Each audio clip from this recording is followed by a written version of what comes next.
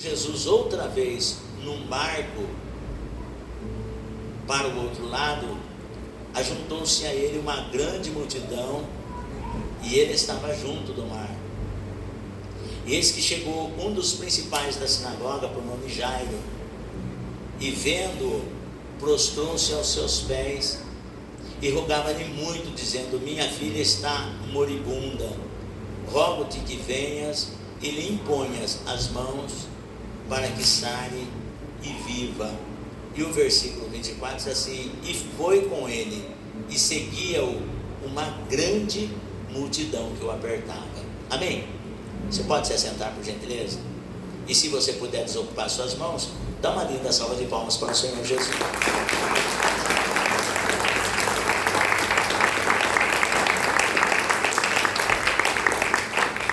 Eu volto a dizer para os irmãos como eu precisei dar esses avisos. Não gostaria de ter lido a Bíblia antes de passar os avisos, para não misturar os temas, mas, e rapidamente, eu só quero dizer para os irmãos que, principalmente nos cultos de domingo, é um culto assim mais voltado para a família.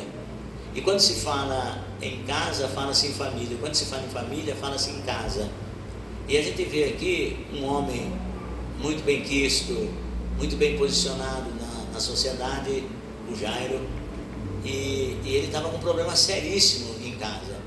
E é tão interessante que quando nós saímos da nossa casa para virmos para a casa do Senhor, muitas das vezes nós não deixamos transparecer os nossos problemas.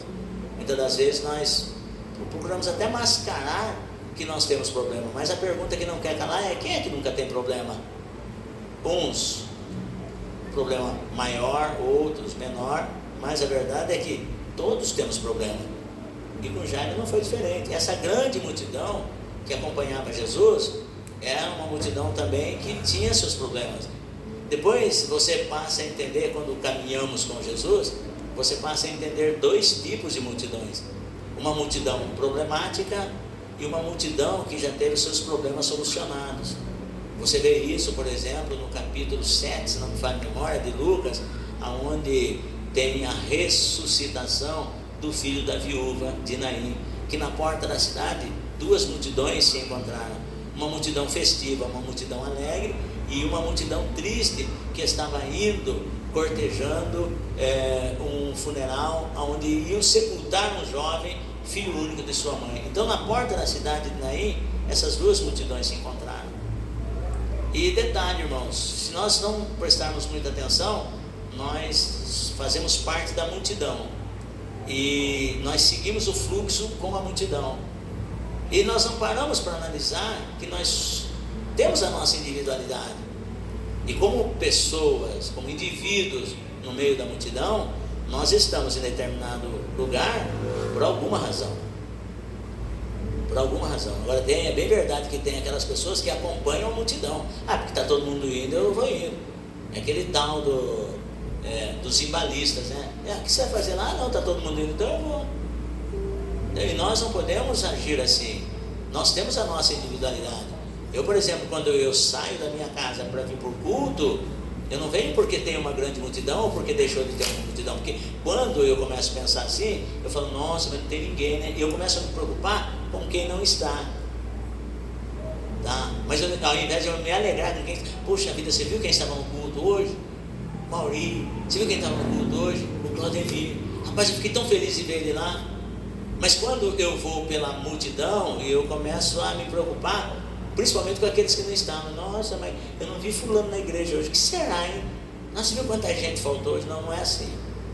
Então nós temos que ver que nós temos a nossa individualidade, e quando eu saio da minha casa para vir para o culto, eu venho para prestar o melhor do meu louvor e da minha adoração a Deus. E aqueles que conhecem o poder do Deus que eu sirvo, engrandeçam ao Senhor comigo, e juntos cantaremos louvores ao nome do Senhor. Então nós vemos assim que dentro da multidão existem os indivíduos, pessoas que têm as suas histórias, pessoas que têm os seus problemas, pessoas que têm as suas dificuldades.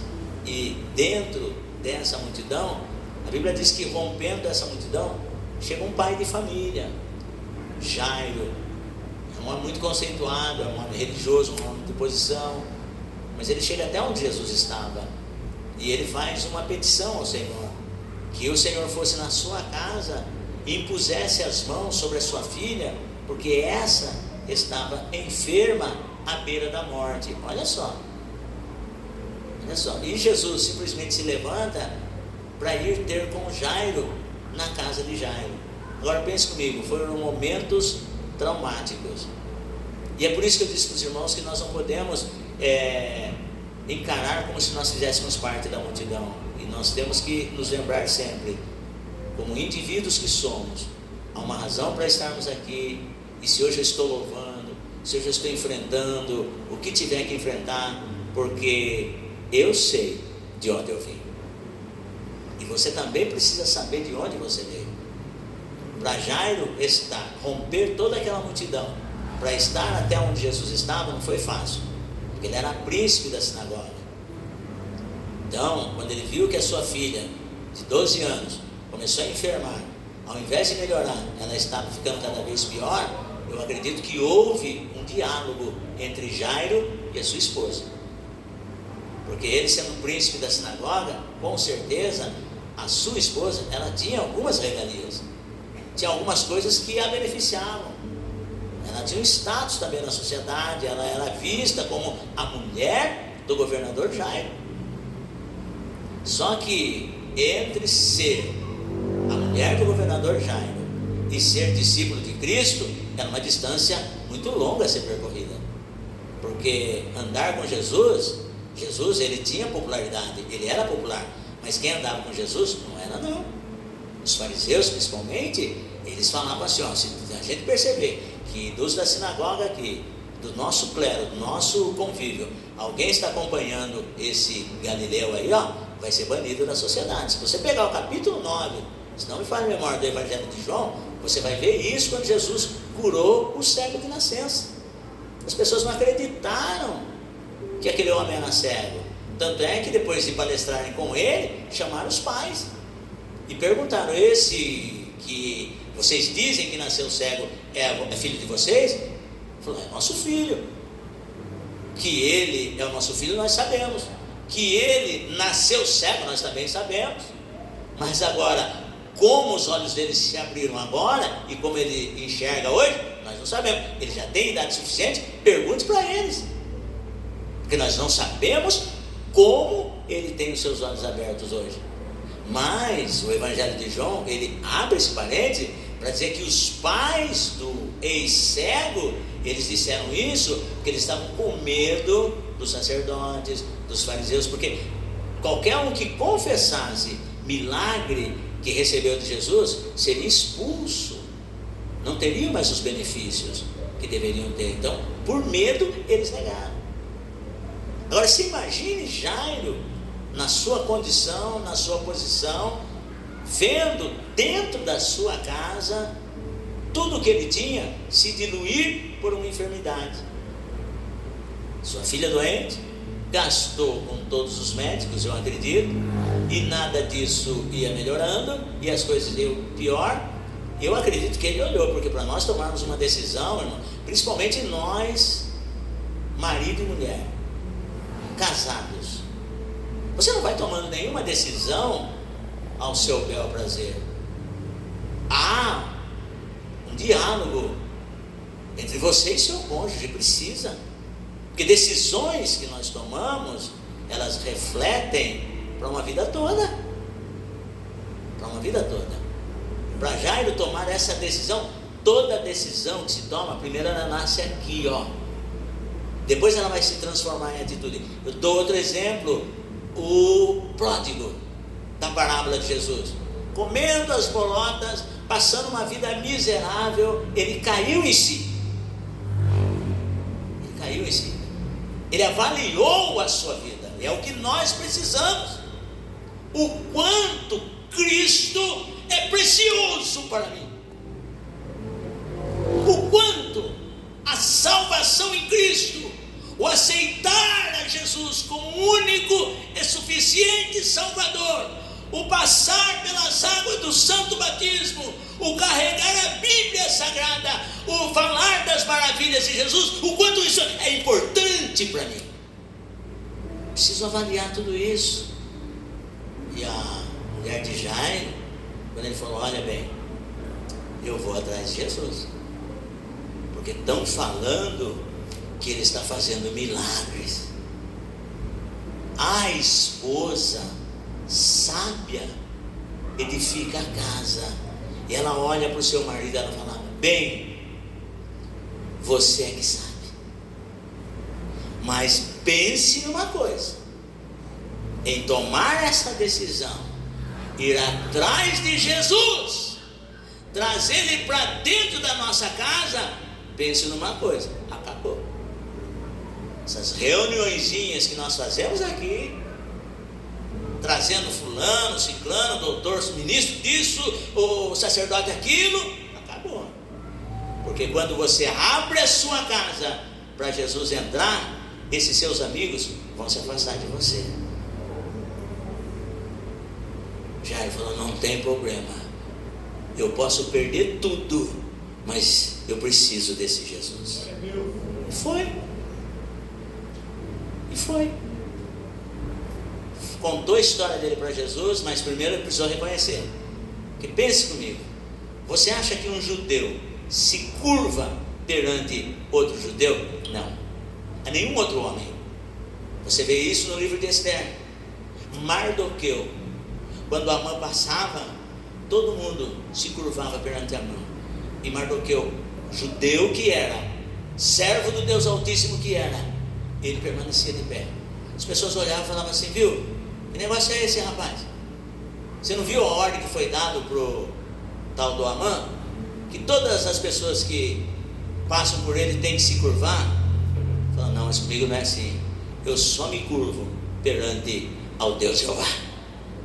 Não se curve perante qualquer sistema. Não. Às vezes as pressões, elas vêm nas nossas vidas, dificuldades vêm nas nossas vidas, querendo que nós tomemos as decisões da multidão. Ah, mas está todo mundo fazendo, está todo mundo se curvando, está todo mundo indo, mas você não é todo mundo. Você não é todo mundo. Você tem a sua individualidade, você tem a sua identidade, e a sua identidade está em Cristo. Deus nos chama para fazer a diferença. Então, para Jairo chegar na posição que ele estava, e quando ele chegou até Jesus, ele reconheceu que Jesus é o Rei dos Reis e Senhor dos Senhores. Se prostrou, contou toda a história. Preciso que o senhor vá na minha casa. E Jesus se levanta para ir na casa de Jairo. No caminho, resumo rapidamente, isso para você meditar. Para Jairo chegar até onde Jesus estava, para pedir para que Jesus fosse na sua casa, Jairo precisou vencer o formalismo religioso. Por que eu pus a igreja sentada? Pelo amor de Deus, povo de Deus, não deixa que o formalismo religioso faça parte da sua vida. Nunca deixa. Nunca deixa o formalismo religioso fazer parte da sua vida. Eu já fiz a minha parte, não preciso disso. Não, pare. Tudo que você fizer, faça primeiramente por amor a Deus. Segundo, faça por fé em Jesus Cristo, porque Jesus não é religião. Então Jairo precisou vencer o formalismo religioso. A segunda coisa que Jairo precisou vencer para convidar Jesus para que fosse até a sua casa, e para Jesus entrar lá é um negócio mais estreito ainda. Jairo precisou se livrar da ansiedade. Não permita que a ansiedade tome conta da sua vida, porque no caminho, quando Jesus estava indo na casa de Jairo, tinha uma mulher com problema. E o caso da filha de Jairo, o caso de Jairo era um caso sério, mas tinha um caso de uma mulher que era muito mais sério do que o caso de Jairo. Olhe bem o que eu vou dizer para você. Você, muitas das vezes, com todos os seus problemas, mas se você olhar, existem pessoas com problemas piores do que o seu.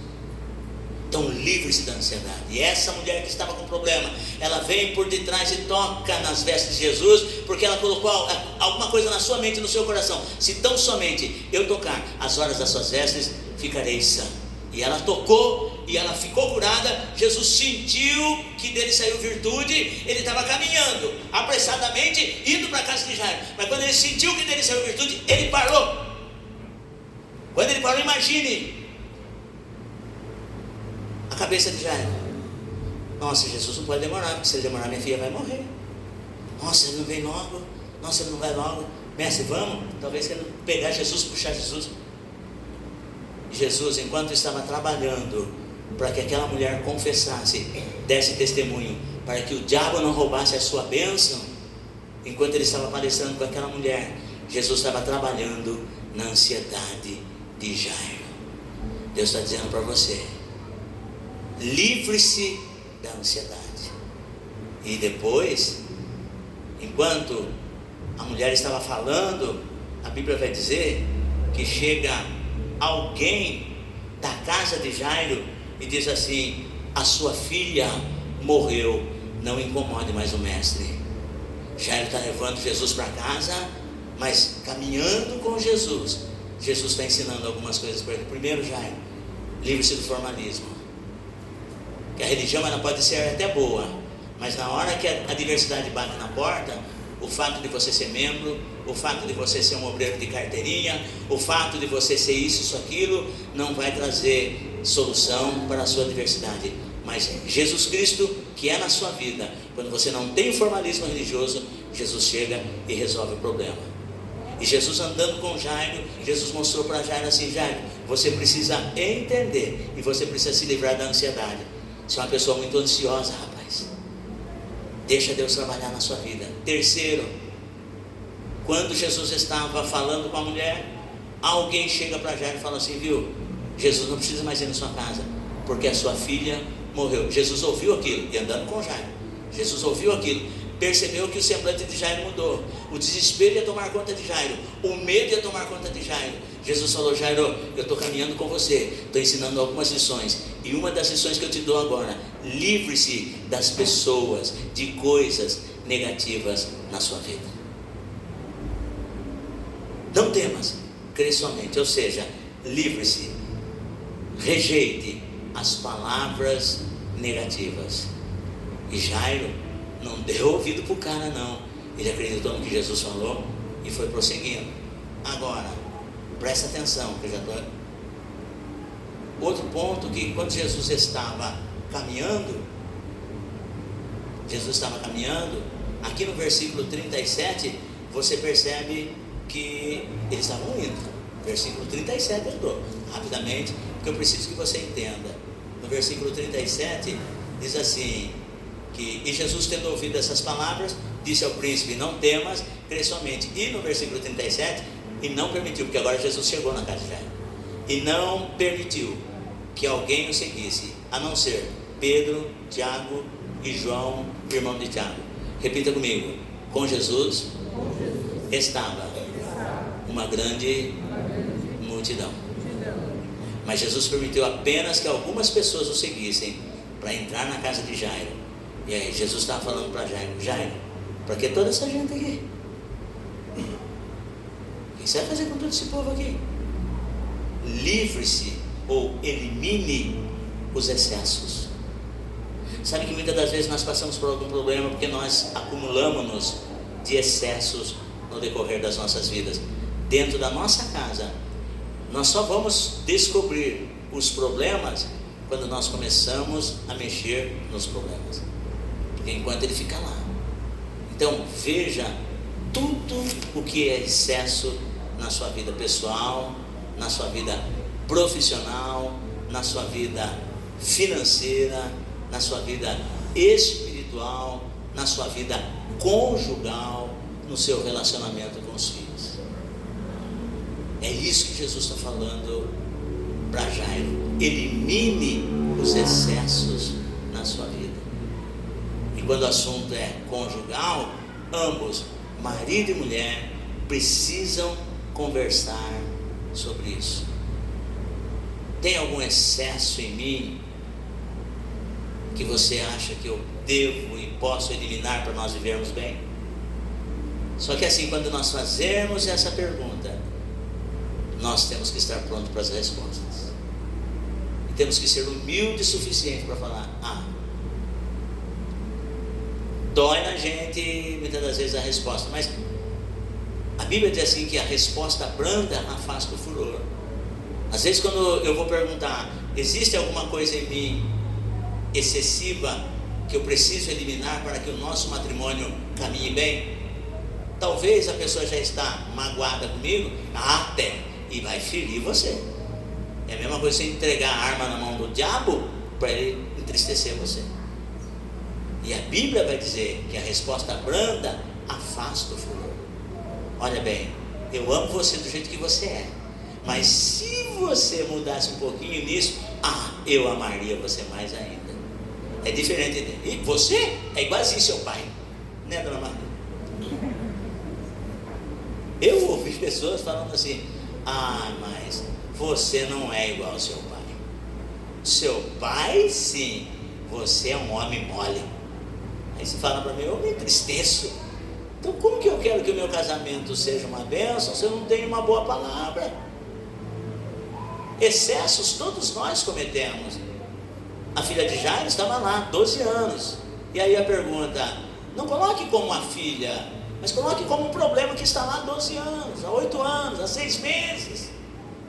E aí, Jesus falando para Jairo, Jairo, elimine os excessos da sua vida. E Jairo fez isso. Permitiu que Jesus entrasse, além de Jairo, a esposa, Pedro, Tiago, João e Jesus. Escute, permita que Pedro entre, permita que Tiago entre, permita que João entre, mas não deixe Jesus de fora. E são isso e algumas coisas que precisam ser eliminadas na nossa vida.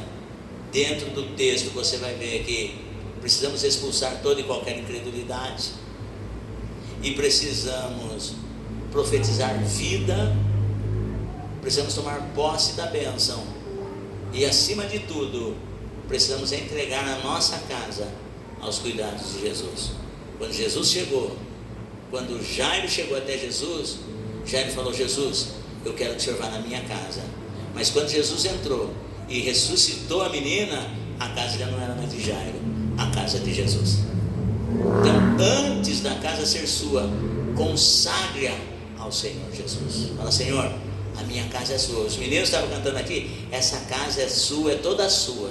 Então consagre a sua casa, porque depois que você consagrar a sua casa a Jesus, meu querido, minha querida, é só bênção, é só vitória. A casa era de Marta, Maria e Lázaro. Quando Lázaro morreu, quando Jesus ressuscitou, a casa de Lázaro já não era mais dele, já era do Senhor Jesus. Então Deus está pronto para fazer um milagre na sua vida. Deus está preparando, está pronto para fazer um milagre na sua casa. Elimine o que é excesso, esvazie-se do formalismo, elimine tudo aquilo que interrompe a glória de Deus na sua casa e na sua vida, e consagre a sua casa ao senhorio de Cristo Jesus. Amém, igreja? Amém. Posso ouvir um amém? Amém. Põe a tua mão na cabeça, sentado mesmo, fala: Senhor Jesus, eu tenho a plena certeza que o Senhor é poderoso para fazer tudo, muito mais, abundantemente, além daquilo que peço ou penso. Senhor, me ajuda a viver a vida que agrada ao Senhor, individual, familiar, profissional e congregacional. Diga assim: que a tua glória se manifeste na minha vida, e que tudo que eu tenho, tudo que sou, eu consagro a ti, em nome, diga em nome do Senhor Jesus. Amém, igreja? Quantos podem aplaudir o nome do Senhor? Aplauda bem forte e tome posse